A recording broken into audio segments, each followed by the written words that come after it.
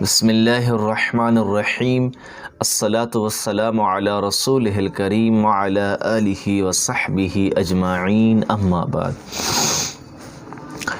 محترم بھائیوں اور دوستوں، درس اصول حدیث کے عنوان سے سلسلہ وار گفتگو کا آغاز کیا جا رہا ہے۔ آپ کی خدمت میں علم حدیث اور اصول حدیث کی تمام معلومات پیش کی جائے گی۔ حدیث کسے کہتے ہیں، حدیث کے اندر کون سے اصول بیان کیے گئے ہیں، آقا علیہ الصلوۃ والسلام کی طرف منسوب کردہ بات کو دلیل کے ساتھ قبول کرنا ہے یا بغیر دلیل کے مان لینا ہے، رسول اللہ کی حدیث جو بیان کر رہا ہے وہ کون ہے، جتنے بھی اس موضوع کے متعلقات ہیں، تفصیلات ہیں، وہ سب انشاءاللہ سلسلہ وار گفتگو میں ڈسکس کیے جائیں گے۔ تو آج سے اس کا آغاز کیا جا رہا ہے۔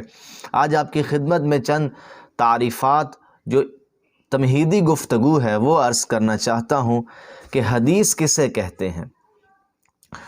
میرے بھائیوں، لغت میں حدیث مطلقاً بات چیت کو کہتے ہیں۔ لغت میں بات چیت کو حدیث کہتے ہیں، نئی بات۔ اس کے مد مقابل قدیم کا لفظ استعمال کیا جاتا ہے۔ قدیم پرانا، حدیث نیا، اسی سے حادثہ نکلا ہے، نیا کام ہو گیا، نیا واقعہ ہو گیا۔ لیکن اصطلاح میں حدیث سے مراد حضور کے اقوال و افعال ہیں، اور افعال میں آپ کی تقریرات یعنی وہ واقعات بھی داخل ہیں جو آپ کے سامنے پیش آئے اور آپ ان کو دیکھ کر یا سن کر خاموش رہے، کہ ان کو بھی جزو دین تصور کیا جائے گا، اس واسطے کہ اگر وہ امور منشاء دین کے منافی ہوتے تو یقیناً آقا علیہ السلام اس کی اصلاح فرماتے یا اس سے منع فرما دیتے۔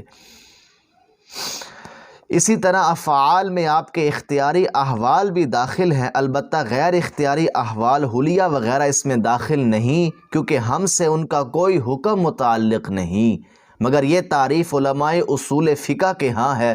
محدثین کی اصطلاح میں حدیث کے تحت ہر وہ چیز داخل ہے جو حضور کی طرف منسوب ہو، اقوال و افعال اور احوال یا تقریرات و صفات، بلکہ بعض حضرات نے صحابہ و تابعین کے اقوال اور افعال کو بھی حدیث میں داخل فرمایا ہے۔ تو یہ مختصر آپ کی خدمت میں تعریف ذکر کی حدیث کی۔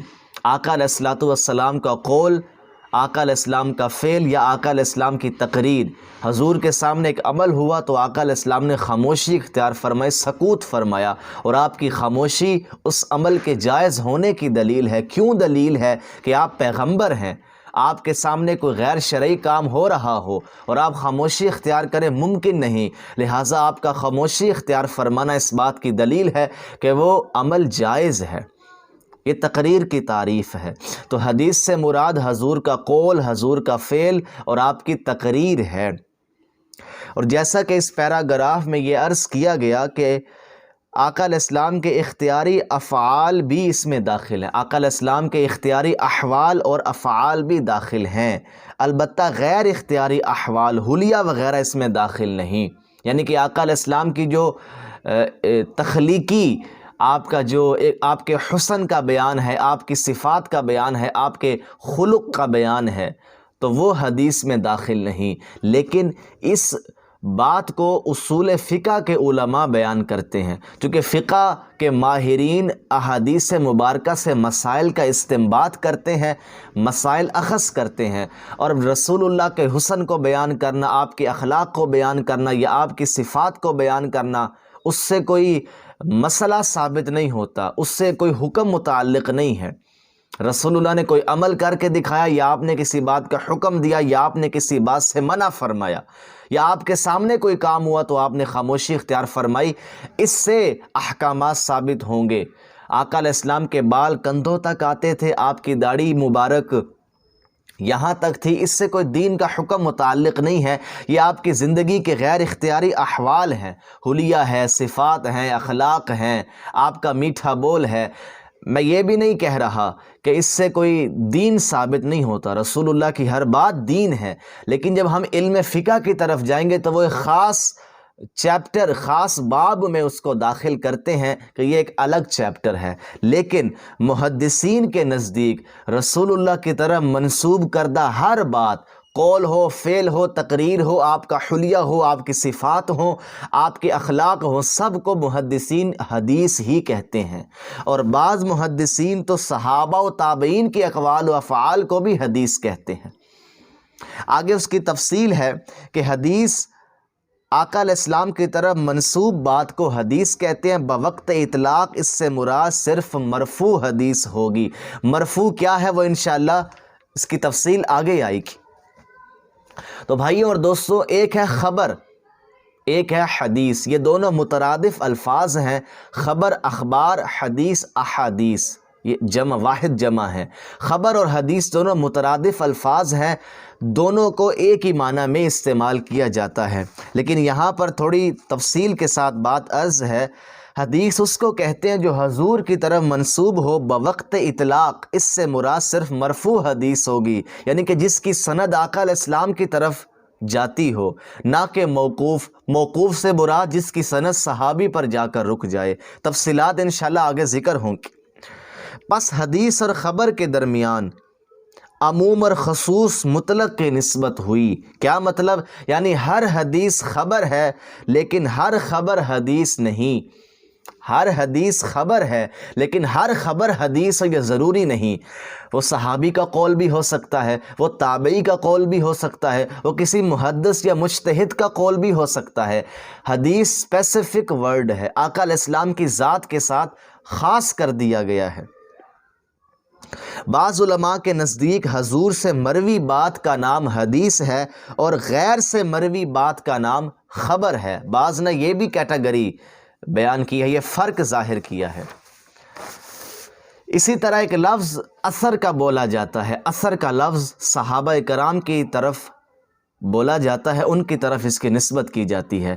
اثر کا اطلاق بھی مرفوع اور موقوف دونوں پر ہوتا ہے۔ بعض محدثین اثر کے لفظ کو صحابہ کے اقوال پر اور حضور کے اقوال و افعال پر بھی بولتے ہیں، یہ بھی مترادف خبر ہے، لیکن فقہائے خراسان موقوف کو اثر سے اور مرفوع کو خبر سے تعبیر کرتے ہیں۔ کیا مطلب؟ کہ آقا علیہ السلام کے اقوال و افعال کو مرفوع اور صحابہ کرام کے اقوال و افعال کو اثر کہتے ہیں۔ اثر کی جمع آثار۔ آپ نے ایک لفظ سنا ہوگا آثار صحابہ، تو اس سے مراد صحابہ کی زندگی کے واقعات ہیں، آپ کے افعال ہیں، آپ کے اقوال ہیں۔ یعنی کہ حضرت ابوبکر نے فرمایا یا حضرت ابوبکر کو کسی نے کوئی کام کرتے ہوئے دیکھا، یا سیدنا علی کی زندگی کے احوال، تو یہ آثار صحابہ میں کوڈ کیے جائیں گے، نقل کیے جائیں گے، اس عنوان سے بیان کیے جائیں گے۔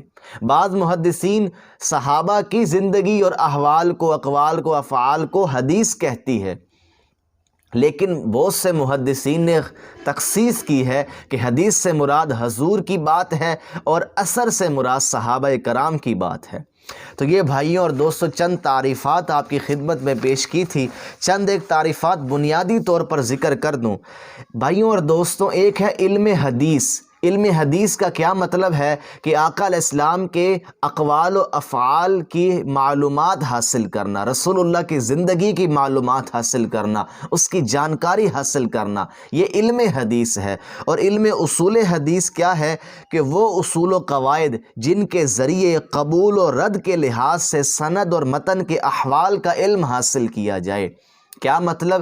کہ جو ہم نے حدیث کا علم حاصل کیا ہے، آقا علیہ السلام کی زندگی کے بارے میں جانکاری حاصل کی ہے، اس کو قبول کریں یا رد کر دیں۔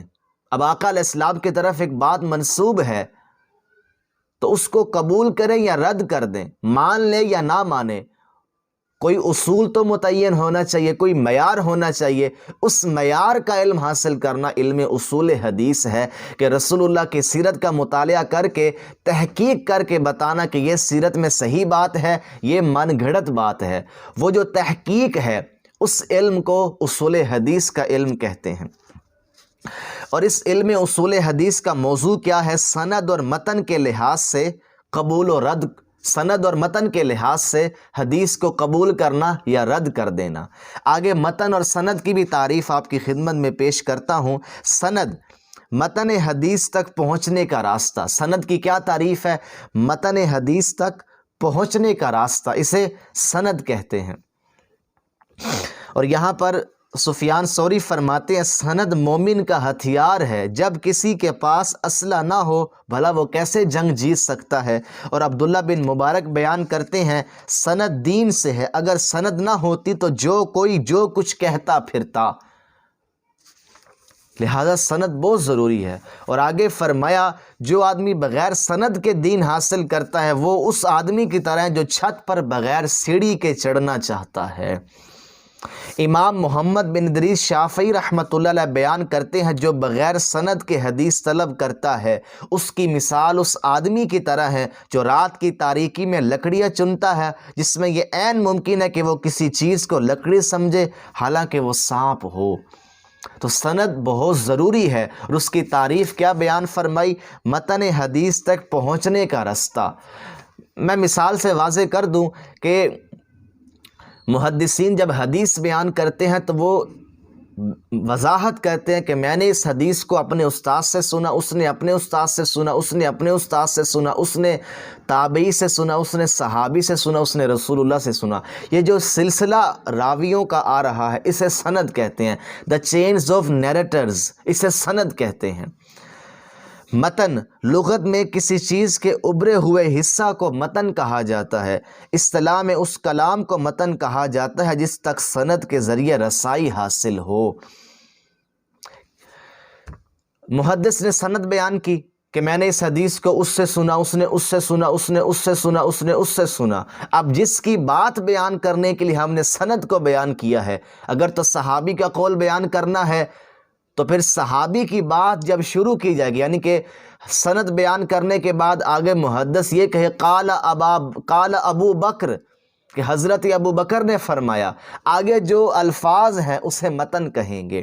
اسی طرح کوئی حضور کی حدیث بیان کر رہا ہے تو سند بیان کرنے کے بعد جب یہ کہا جائے قال رسول اللہ، اور آگے جو عربی ٹیکسٹ ہے، جو آگے عبارت ہے، وہ متن کہلاتا ہے۔ تو انگلش میں اسے آپ ٹیکسٹ کہہ سکتے ہیں، اسے متن کہیں گے۔ خبر کی بھی ہم نے تعریف پڑھ لی، اثر کی بھی تعریف میں نے آپ کی خدمت میں پیش کر دی۔ تو اب ایک لفظ ہے المسند، نون کے نیچے زیر ہے۔ جو شخص حدیث کو سند سے روایت کرے وہ اس کا علم رکھتا ہو یا محض روایت ہی کرتا ہو، اسے کہتے ہیں المسند۔ یہ اسم فاعل ہے، اس باب افعال کے وزن پر اسم فاعل ہے، اسناد مصدر ہے اور اسناد کا اسم فاعل ہے المسند۔ سند کے ساتھ حدیث بیان کرنے والے کو مسند کہتے ہیں۔ اور المسند نون پر زبر، ایسی حدیث جس کی سند ابتدا سے انتہا تک متصل ہو، جڑی ہوئی ہو، درمیان میں کوئی انقطاع نہ ہو، کوئی راوی گرا ہوا نہ ہو، اسے کہیں گے المسند۔ اور آگے اس کی وضاحت آئی ہے۔ مسند ایک ہے مسند جس میں شروع سے آخر تک سند جڑی ہوئی ہو، مسند حدیث کی ایک کتاب کا بھی نام ہے۔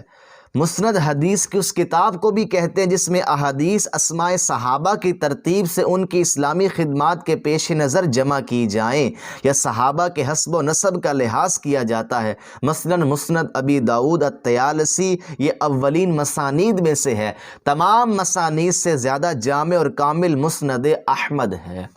میں انشاءاللہ حدیث کی کتب کی جو اقسام ہے اس پر بھی الگ سے ایک لیکچر ریکارڈ کروا دوں گا، ابھی اس کی ضرورت نہیں ہے۔ بھائیوں دوستوں، یہ چند بنیادی تعریفات آپ کی خدمت میں نے پیش کی ہیں۔ اللہ تعالی ہم سب کو علم حدیث سے شغف نصیب فرمائے، اور تاریخی روایات ہوں یا آقا علیہ السلام کی طرف منسوب کوئی بات ہو، دلیل کے ساتھ اس کو قبول یا رد کرنے کا شوق نصیب فرمائے۔ وما علینا الا البلاغ۔